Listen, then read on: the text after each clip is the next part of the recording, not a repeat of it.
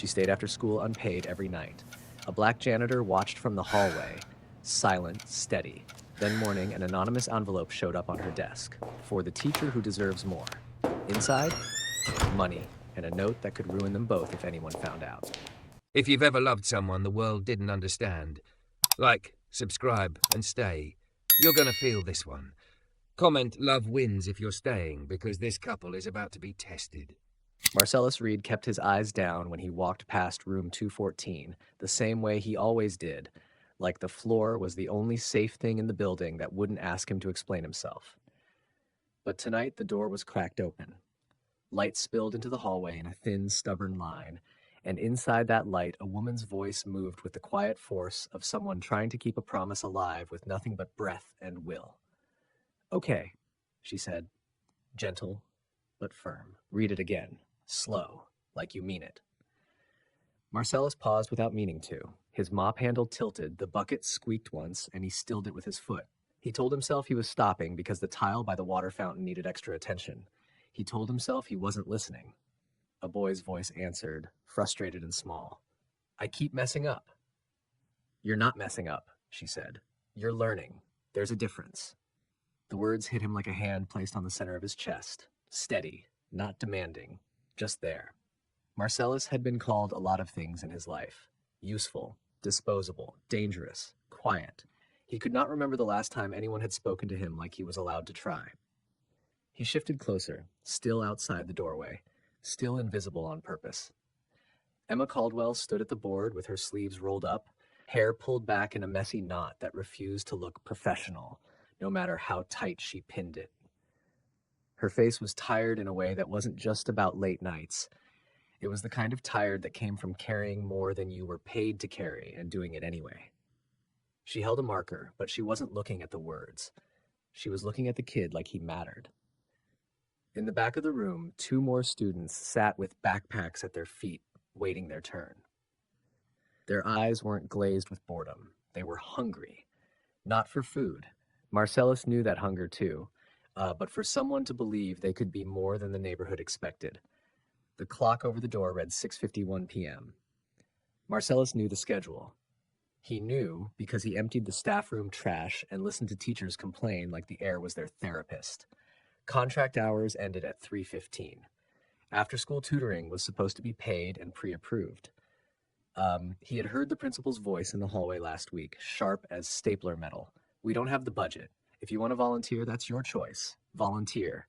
Like her time was extra, like her exhaustion didn't count. He kept moving, forced his hands to do what they'd been trained to do. Mop. Ring. Mop. Don't look up. Don't make anyone nervous. Still, the sound of her teaching followed him down the hall. By the time he circled back with fresh trash liners, the kids were gone. The room was quieter, but the light still bled out from the crack in the door. Emma's silhouette moved back and forth, erasing the board, writing something else, erasing again, like she was arguing with her own hope. Marcellus stopped by the vending machines, pretending to check the recycling bin. The hallway smelled like lemon cleaner and old books, and the faint burnt dust from overheated bulbs. Then he heard her. Not teaching this time. On the phone. "I'm not asking for a raise," Emma said, and there was a softness in her voice that made Marcellus's jaw tighten. Softness was what people used when they didn't feel allowed to be angry. "I'm asking if the after-school program can be approved retroactively. I've been here every day for 3 weeks. The kids." A pause. The kind where someone else talked over you without being in the room. Emma's voice came back smaller. "I understand. Yes, I understand the policy." Another pause. "Of course I can stop," she said, and it sounded like the word stop cost her something. "Yes, I know it's optional." Silence. "Okay," Emma whispered, and that okay wasn't agreement. It was surrender. "Thank you." The call ended. Marcellus didn't move. He stared at the flickering vending machine light, at his own reflection warped in the plastic. A black man in a gray uniform, middle-aged but moving like he was older. Calloused hands. A name tag that people read only when they needed him to clean something they didn't want to touch. He felt something old rising in him, an anger that had nowhere to go for decades. An anger that had learned how to fold itself into neat corners so it didn't get him hurt. Because he knew what it was to do more than you were paid to do. He had raised his little sister after their mother died. He had worked 2 jobs when the plant shut down. He had swallowed the humiliation of being called boy by men younger than him just to keep the lights on. And now he watched this woman, white, educated, respected in daylight, still being told her labor was charity. His first instinct was simple: walk away. It wasn't his business. People like him didn't fix systems, they survived them. But the second instinct, the one that had kept him human when survival tried to erase it, wouldn't let him. Marcellus waited until he heard the squeak of her chair, until the room fell into the kind of silence that meant she was alone with her thoughts. Then he moved. He didn't knock. He never knocked. People didn't expect him to enter, so he made himself small and quiet and useful. He pushed the door open wider with the edge of his cart. Emma looked up fast, startled, then forced a smile that didn't reach her eyes. "Oh, hi. Sorry, I didn't realize it was so late." Her smile was a reflex, Marcellus realized, a way to apologize for existing. "It's fine," he said, voice low, careful. He couldn't remember the last time he'd spoken to a teacher directly. He kept his gaze on the trash can to give her space. You here every night." Emma's hands tightened around the stack of papers she was gathering. "Yeah, She cleared her throat. "Some of them need a little extra help." Marcellus nodded once. "They do." Something flickered across her face, surprise, then a quiet relief, like she hadn't expected agreement from the shadows. "You hear them?" "I clean the halls," he said. It came out sharper than he meant, then softened. "Hard not to." Emma hesitated, and in that hesitation he saw a dozen things she didn't say. That she was embarrassed, that she was tired, that she didn't want to cry in front of him and have to apologize for it. "I should go," she said quickly. "I'm sorry for keeping the lights on. I didn't think." "You ain't keeping nothing on," Marcellus said, then caught himself. He hadn't meant to sound intimate. He wasn't supposed to sound like he cared. "Lights are on anyway." Emma blinked. Her eyes were pale, but not fragile. Just worn. "Right." Marcellus tied up the trash bag, slower than he needed to, because he didn't want to leave her alone with that phone call. "They tell you they won't pay you?"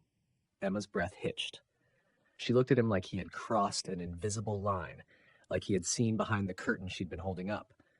"It's complicated." "It's not," he said, but his voice stayed gentle. "They got a budget for what they want. They don't got one for what they need." Emma's throat worked. She pressed her lips together and nodded once, like admitting the truth out loud might break her. "Yeah." Marcellus finished, set the bag on his cart, and for a moment he stood there with nothing else to do. No mop to hide behind, no bin to empty, just the uncomfortable fact of 2 people sharing the same injustice from different sides. He reached into his pocket and pulled out a small packet of tissues. The cheap kind, school-issued. He held them out without looking at her directly. Emma stared at them. Her eyes glistened, and she let out a laugh that was one step from a sob. "That's oddly kind." "Just practical," he said. She took them with both hands like they were delicate. "Thank you," she whispered. Marcellus nodded and left before the moment could ask more of him than he knew how to give. That night, at his kitchen table, he stared at the bills and the little jar where he kept spare cash for emergencies. He didn't have much. He had never had much. But he had something else, too. An old envelope from the drawer, thick paper from when his sister used to mail college applications and hope, that he wrote in careful block letters on the front. "For the teacher who deserves more." Inside, he didn't put enough money to change her life. He couldn't. He put enough to change a week. And he wrote a note on lined paper, the kind he found in the lost and found box, the kind that still smelled faintly of pencil shavings and possibility. "You don't know me. You don't have to. But I see you. I hear you staying when nobody's watching. What you're doing matters. Don't let them make you feel small for caring. Someone who's grateful you're kind still exists." At 5:58 a.m., before the teachers arrived and before the building filled with noise and judgment, Marcellus slipped into room 214 with his key. He placed the envelope right on her desk where her hands always landed first, like he was setting a truth down in the one spot she couldn't avoid. Then he walked away, heart pounding like he'd committed a crime. At 7:12 a.m., Emma unlocked her classroom, arms full of coffee and papers, and froze. The envelope sat on her desk like it had been waiting for her. Her fingers hovered over it, trembling. She read the words written across the front, and something in her face cracked, not into weakness, but into recognition. For a long moment, she just stood there, staring at the handwriting as if it had called her by name. If you've ever been undervalued and told to accept it quietly, don't scroll past this part, because what happens next is for every person who kept showing up anyway. Emma didn't open the envelope right away. She stood in the doorway of room 214 with her coffee cooling in her hand, staring at the words like they might evaporate if she blinked too hard.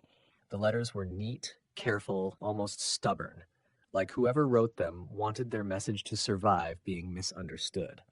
For the teacher who deserves more. Her throat tightened. A laugh tried to come out and turned into something sharp. She set her bag down like it weighed 100 pounds, then sat slowly at her desk as if sitting too fast would make her break apart. Her fingers traced the edge of the envelope. It was heavier than paper should be. When she slid a finger under the flap and opened it, bills stared up at her, folded clean, counted intentionally. Not a handful of crumpled pity, but money placed with respect. Enough to make her breath catch and her eyes sting. Then the note. You don't know me? You don't have to. But I see you. I hear you staying when nobody's watching. What you're doing matters. Don't let them make you feel small for caring. Someone who's grateful your kind still exists. Emma pressed the paper to her chest before she even realized she'd moved. The gesture was instinct, like her body knew what to do with something tender when her mind didn't.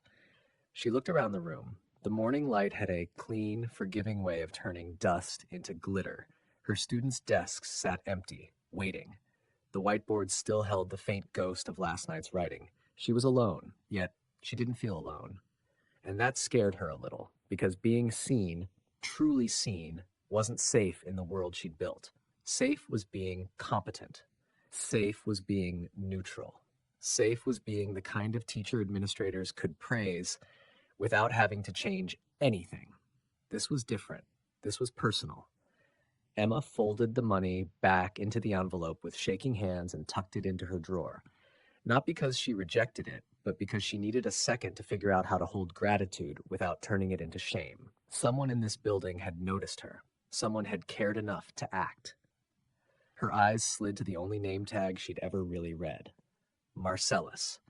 She'd noticed him because he never rushed, never slammed doors, never made the halls feel hostile the way other adults could. Quiet hands. Quiet presence. A man who moved like he didn't want to take up space, even though his shoulders carried the kind of strength that came from surviving things you didn't talk about. And she had heard him last night.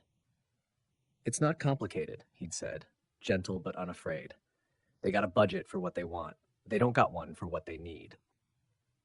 Emma stared at the note again. The handwriting wasn't identical to the sign on his cart. He wrote his name in quick loops, almost unreadable. This note was slower, deliberate, like a man choosing each line to be understood. Her heart thudded once, hard. She wasn't sure if she hoped it was him or hoped it wasn't, because if it was, then this wasn't just generosity. This was connection. And connection meant risk. All day she tried to act normal. She taught verbs and commas and made jokes that landed halfway. She nodded through a staff meeting where the principal talked about family engagement while cutting after-school resources with a straight face. She smiled at coworkers who complained about their vacations like exhaustion was a competition. But underneath everything, her attention kept drifting to the hallway, waiting for the squeak of that mop bucket. After the last bell, Emma pretended she had copies to make. She waited until the teachers cleared out, until the air changed and the building softened into evening.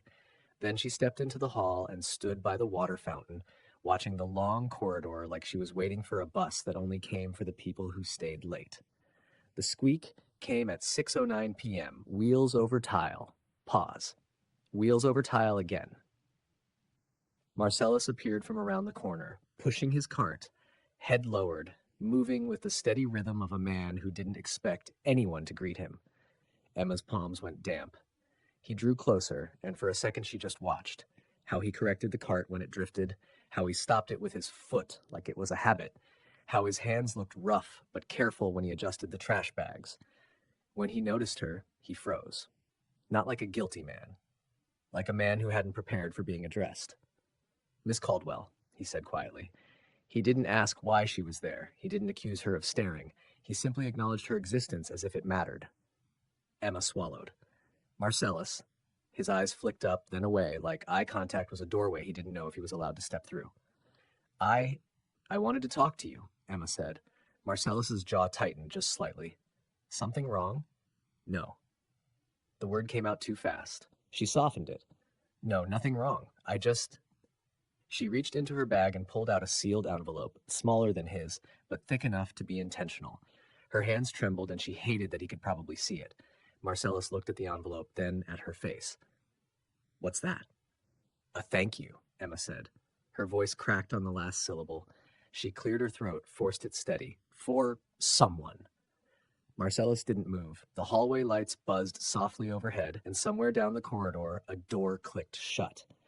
The building felt like it was holding its breath. Miss Caldwell, he said, and something in his tone warned her. Don't make me say it. Don't pull me into the light if you don't know how to keep me safe there. Emma stepped closer anyway, not close enough to invade him, just enough to show she wasn't afraid of him. I found it this morning, she whispered. On my desk. Marcellus's throat worked. I don't know what you mean. Emma nodded once, as if accepting the lie was a kindness. Okay. Then she did something she didn't plan. She lowered her voice and said, The note said someone sees me. Marcellus's eyes flicked to hers again, quick and bright with something like panic. You should be careful, he said, too low. People in this building, they don't like things they can't control. I know, Emma whispered. That's why I'm here, because I don't want you getting in trouble. I don't want you. Her voice broke. The fear behind her composure slipped out. Marcellus stared at her like he wasn't used to being the person someone worried about. He exhaled slowly, long enough for his shoulders to drop. You didn't ask for that, he said. No, Emma admitted. But it mattered. Marcellus looked past her down the hall like he was checking for witnesses. Then his gaze returned, heavier now. You can't leave that money in your drawer. Emma's stomach dropped. How do you... His silence answered her. Emma's breath hitched, and the world narrowed to the space between them. The hum of lights, the faint smell of lemon cleaner, the quiet ache of recognition. It was you, she whispered. Marcellus didn't confirm it with words. He confirmed it by looking away like shame had learned his name. Emma stepped even closer, and this time the closeness wasn't just physical. It was emotional. A choice. I'm not angry, she said quickly. I'm not... God, I'm not even... Marcellus, I don't know how to say this without sounding. Don't, he said, gentle but firm. Don't make it bigger than it is. I did a thing. That's all. It's not all, Emma said, and the truth in her voice surprised even her. Because nobody does that for me. Not like that. Not without wanting something. Marcellus's eyes came back to her, steady now, and there it was, something deep and tired and honest. I didn't do it to own you, he said softly. I did it because you looked like somebody was trying to shrink you, and I know what that looks like. Emma's chest tightened. I don't want you to get hurt for this. Marcellus gave a humorless half smile. People like me already get hurt for less. The words hit her hard. The reality underneath them. How easily the world punished black men for being near the wrong thing, near the wrong woman, near the wrong power, made her stomach twist. Emma's fingers tightened around her own envelope. Then let me do something right, she whispered. Let me protect you back. Before Marcellus could answer, a door opened behind them. Footsteps, crisp, unhurried. A male voice, polite and sharp as paper cuts, floated down the hallway. Miss Caldwell? The principal called. Still here again? The principal's shoes clicked like a warning. Emma turned first, heart slamming against her ribs, while Marcellus went still beside his cart. Shoulders squared, hands relaxed at his sides, face unreadable in the way a man learns to be when any emotion can be used as evidence. Mr. Dwyer, Emma said, forcing brightness into her voice. Yes, just finishing up some extra hours again, the principal said, smiling like it was a joke he expected everyone to laugh at. He wore that familiar brand of polite authority. Clean tie, calm tone, eyes that measured you like a line item. You know we talked about this. Liability, policies. If students are here after contract hours. They're not, Emma cut in quickly. They left. I was just cleaning up. Mr. Dwyer's gaze slid to Marcellus, then to the cart, then back to Emma. The smile didn't change, but something underneath it did. And you, the principal said to Marcellus as if Emma wasn't standing there. Everything okay? Marcellus's voice stayed low and even. Yes, sir. Just doing my route. Mr. Dwyer nodded slowly, like he was taking notes in his head. Good, good. We like routine. The words landed wrong, too pointed, too pleased with itself. Emma felt it immediately. The principal wasn't asking out of care. He was asserting he could name the order of things. He turned back to Emma. I'll need you to submit a written log of any after-hours instruction you've provided since winter break. Dates, times, students' names, for compliance. Emma's stomach dropped. Why? Because, he said smoothly, I have to protect the school. You understand. She understood too well. Paper trails didn't protect teachers. Paper trails protected administrators. Paper trails could turn unpaid tutoring into a disciplinary issue. Paper trails could be weaponized. Emma forced a nod. Sure. Mr. Dwyer's eyes flicked to Marcellus again. And Marcellus, make sure staff members aren't staying alone in classrooms after hours. Okay? We don't need misunderstandings. Misunderstandings. Emma felt heat crawl up her neck. She tasted anger, clean and bitter. Marcellus didn't flinch. Yes, sir. The principal's smile returned to full brightness. Wonderful. Have a good evening. He walked away, the click of his shoes fading down the hall. Only when the sound disappeared did Emma breathe again. Marcellus didn't. He stood there, gaze fixed on the floor like he was waiting for the second punch. I'm sorry, Emma whispered. Marcellus exhaled through his nose. Don't be. He's doing this because of... She stopped herself because saying it out loud felt dangerous. Saying it out loud made it real. Marcellus lifted his eyes to hers. Because you were talking to me, he finished quietly. Emma's throat tightened. She hated that the truth was so simple. I should have, she started. No, Marcellus said, firm. Don't start shrinking yourself. That's what they want. Emma's hands curled into fists. I'm not shrinking, she said, and the tremor in her voice made it sound like a vow. I don't know what the right move is. Marcellus nodded once, slow. Right move is the one that keeps you safe without killing you. The words hit her like a hand on her shoulder. Then, without thinking, Emma opened her bag and pulled out the envelope she'd brought. Marcellus's eyes flicked to it. His jaw tightened. Don't. It's not money, Emma said quickly. I mean, there's money in it too. Yes, but it's not. She took a breath. It's what you told me not to do. It's a paper trail, he frowned. Emma held the envelope out. Inside is a copy of the after-hours log he demanded. I already wrote it. Dates, times, students' initials, not full names. I'm submitting it, but I'm also attaching a note that says I requested approval for paid tutoring and was denied. I'm using his compliance request to document his refusal. Marcellus stared at her like he wasn't sure he heard right. And, she continued, voice sharpening, I wrote that I will not provide after-hours instruction without written approval moving forward, because the school has classified it as a liability. Marcellus's eyes narrowed. That means you stop helping those kids. Emma's chest tightened. It means the school has to choose. Either they pay for what they pretend to value, or they admit they don't value it. Silence stretched between them. Marcellus's voice went rough. They'll come for you. Emma nodded. I know. He looked at her with something like disbelief. Why would you do that? Emma's eyes burned. She swallowed hard. Because I'm tired of begging for permission to matter, and because someone in this building reminded me I'm not crazy for caring. Marcellus's gaze dropped for a second as if her words were too heavy to hold. Emma stepped closer, gentler now. And because I won't let him frame you as a misunderstanding. Marcellus's lips parted slightly. He didn't speak. Emma lowered her voice. If he tries anything about you being near my room, I have a statement prepared. I wrote down exactly what happened. You were cleaning, I was gathering papers, no students present, no conversation beyond work. If he wants compliance, I'll give him compliance. Marcellus let out a breath that sounded like pain. You don't have to protect me. Yes, Emma said quietly, I do, because you protected me first, and I'm not going to be the kind of person who accepts kindness and leaves the giver exposed. For the first time, Marcellus looked directly at her without flinching away. His eyes were dark and steady, and there was something in them that felt like standing too close to the ocean, calm on the surface, power underneath. Emma, he said softly, like saying her name was a decision. You don't know what you're stepping into. I know enough, she whispered, a long beat. Then Marcellus reached into his pocket and pulled out a small key ring.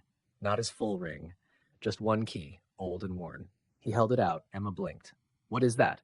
"Closet key," he said. "Supplies, copy paper, markers, things they lock up like teachers don't deserve them." Emma stared. "You're giving me access?"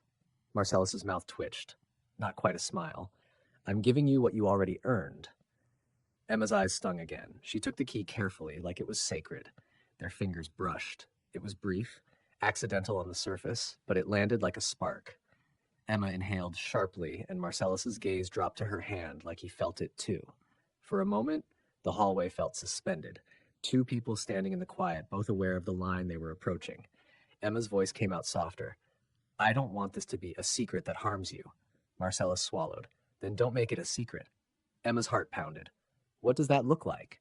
He glanced down the empty hallway, then back to her. "It looks like we do this right," he said. "Slow, honest, no games." Emma nodded, throat tight. "Okay." Marcellus hesitated, then reached into his cart and pulled out a small folded paper, an official-looking form. He held it out. Emma took it and unfolded it. At the top, in bold print, it read, "Staff Incident Report." Her stomach dropped. "What is this?" Marcellus's voice stayed steady. "What he just did. The misunderstandings line. That's a threat. Not loud, but it's a threat." Emma stared at him. "I've seen it before," Marcellus continued quietly. "They build a story before they build a case, and so we write our own story first." Emma's hands trembled as she held the form. "You kept this ready." Marcellus nodded once. "I learned the hard way." Emma met his eyes, and something inside her locked into place. Fear, yes, but also clarity. "Then we write it," she said. They went into room 214 together, not as teacher and janitor, not as someone important and someone background, but as two human beings refusing to be separated by a system that benefited from their silence. Emma sat at her desk. Marcellus stood beside her, not too close, giving her room, but present. She began to write. Date, time, location, summary. And while she wrote, her voice shook, not from weakness, but from the weight of choosing a different life. When she finished, she looked up. "Will this be enough?" Marcellus's gaze softened. "It's a start." Emma nodded, then surprised herself by reaching across the desk and taking his hand, just for a second, just long enough to make the truth undeniable.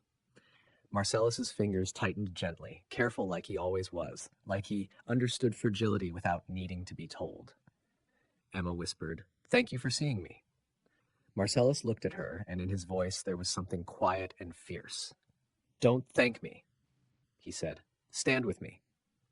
Emma nodded once, swallowing the ache in her throat. "I am," she whispered. "I'm standing."